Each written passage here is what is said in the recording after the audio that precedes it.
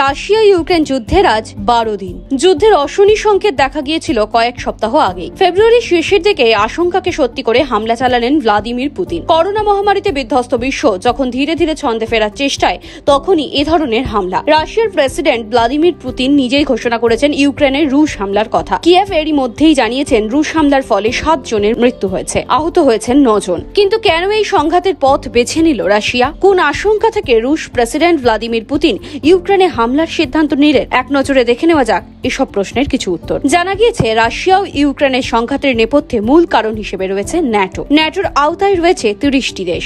এর মধ্যে রয়েছে যুক্তরাষ্ট্র, যুক্তরাজ্য, ফ্রান্স ও জার্মানি।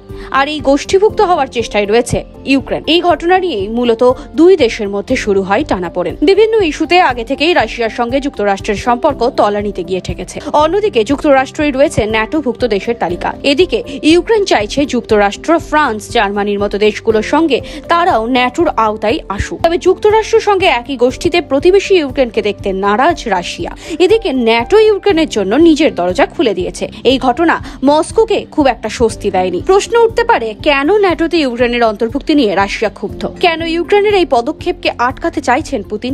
এর নেপথ্যে রয়েছে ক্ষমতার দ্বন্দ্ব। কারণ ন্যাটোভুক্ত যে কোনো দেশে বহিরাগত আক্রমণের ক্ষেত্রে বাকি সদস্য দেশগুলোর সহায়তা পেয়ে যায় সংশ্লিষ্ট দেশ। আর রাশিয়ার প্রতিবেশী ইউক্রেন যদি ন্যাটোতে প্রবেশ করে, তাহলে তাকে সহায়তা করতে আসবে সদস্য দেশগুলো। আর এতেই ক্ষুব্ধ রাশিয়া।